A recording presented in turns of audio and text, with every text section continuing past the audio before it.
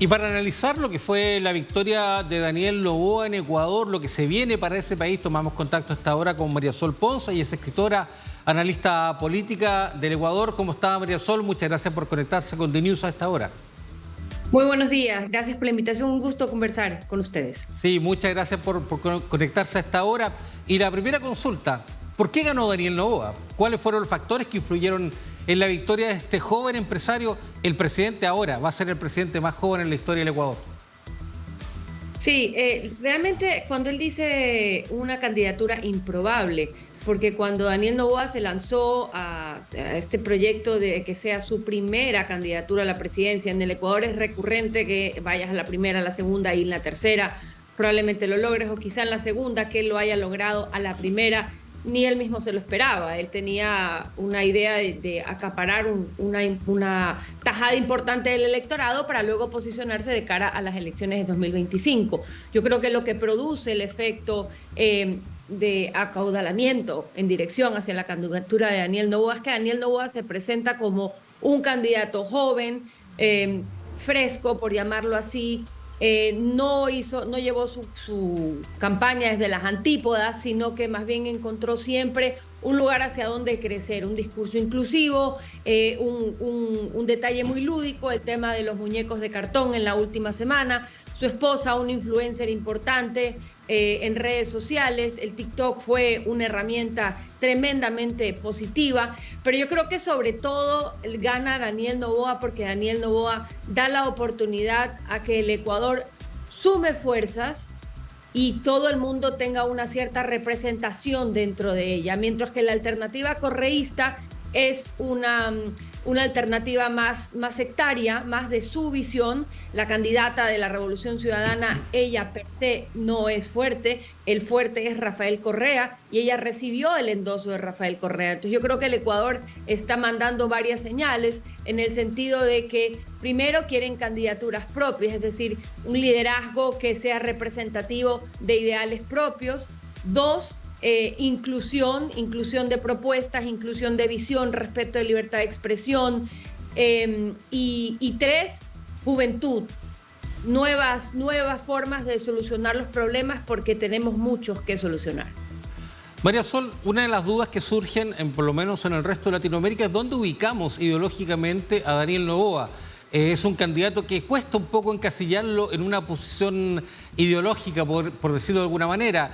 Él ha dicho que es un candidato de centro izquierda, pero también algunos lo califican como centro derecha, otros lo han calificado como más bien un socialdemócrata. ¿Dónde lo ubicamos ideológicamente a Daniel Noboa?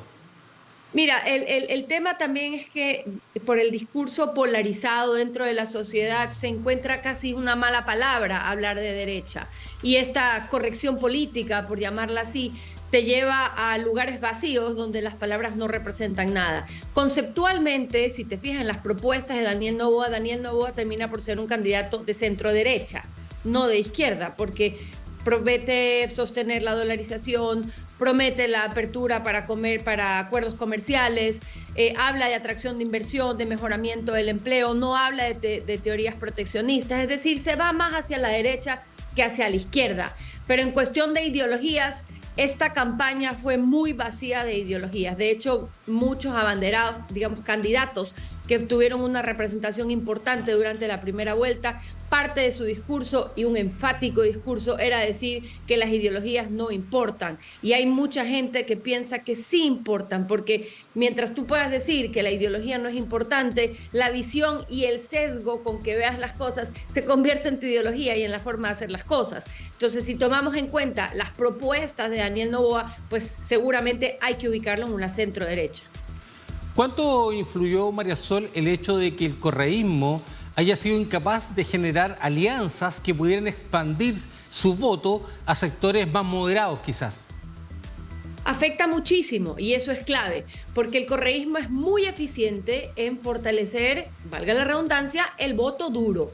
Ellos tienen un voto duro muy importante, muy fuerte, que los lleva sin problema a la segunda vuelta. Pero lo que les ha costado en la anterior elección con Andrés Arauz y ahora con Luisa González es la victoria dentro de la segunda vuelta. Pero es súper importante, es esencial, es fundamental comprender que el electorado está dividido en dos. El resultado hoy es de 52% contra 47%. Sigue siendo un país polarizado, sigue siendo un país con visiones contrapuestas. Si bien hemos superado en un principio, se pudiera decir, esa barrera de correísmo-anticorreísmo, porque Daniel Noboa no es un candidato anticorreísta, Daniel Noboa es una alternativa al correísmo, que es conceptualmente cosas distintas.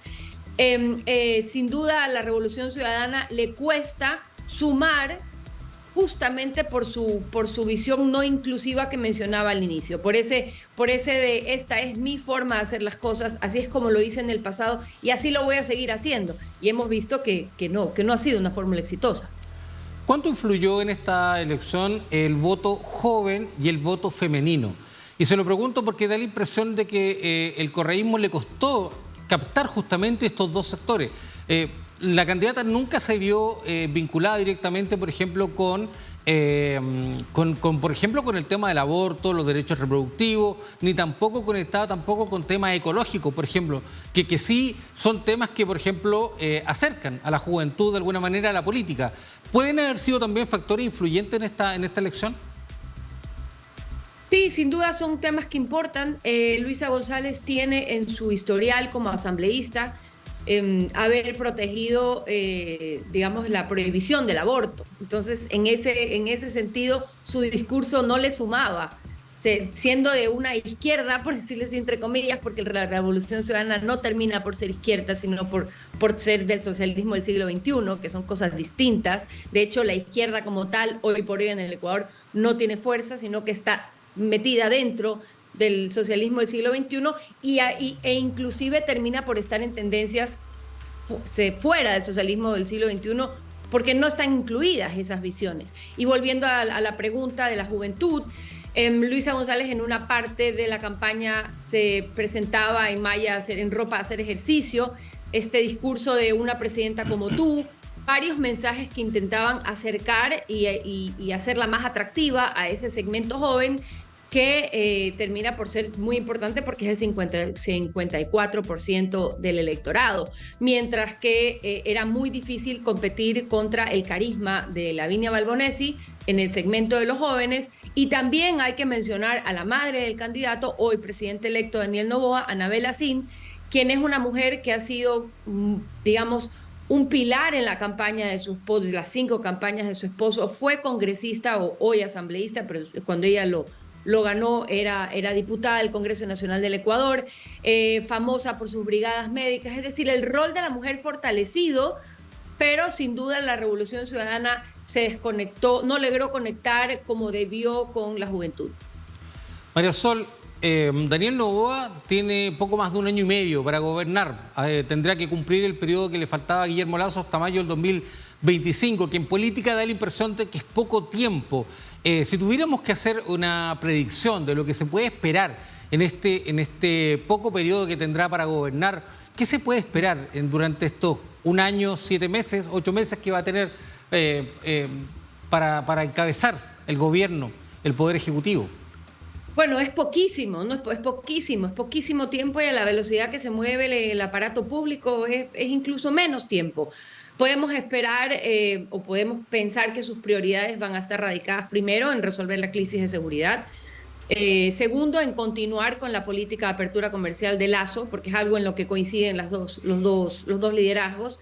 Tercero, promover inversión y fortalecimiento del empleo.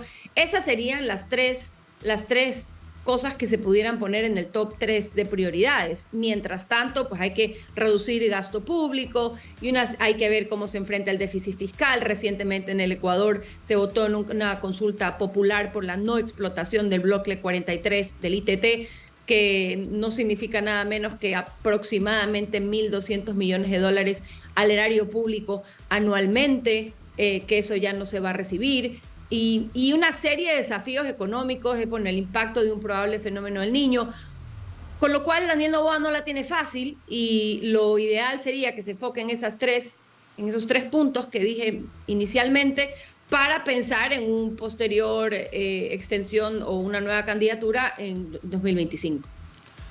María Sol Pons, Escritora y también analista política desde el Ecuador, le agradecemos este contacto con DNews para conocer más sobre lo que ocurrió ayer domingo, lo que se espera también para Daniel Noboa y también para el país en los próximos meses, que esperemos también se resuelvan algunos de los problemas graves que tiene, por ejemplo, el tema de la seguridad, el tema del empleo, temas económicos que también son tan importantes. Así que muchas gracias por este diálogo.